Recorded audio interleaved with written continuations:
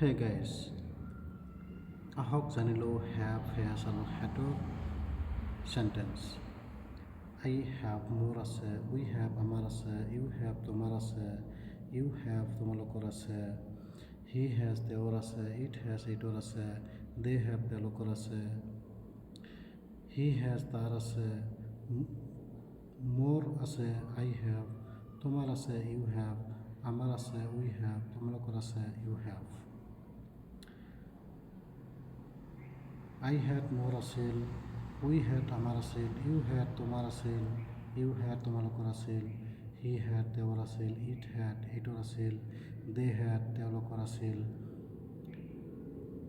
বুলু has বুলুৰ আছে, মোৰ আছিল, I had তোমাৰ আছিল, you had আমাৰ আছিল, we had তোমালোকৰ আছিল, you had. Thank you for watching.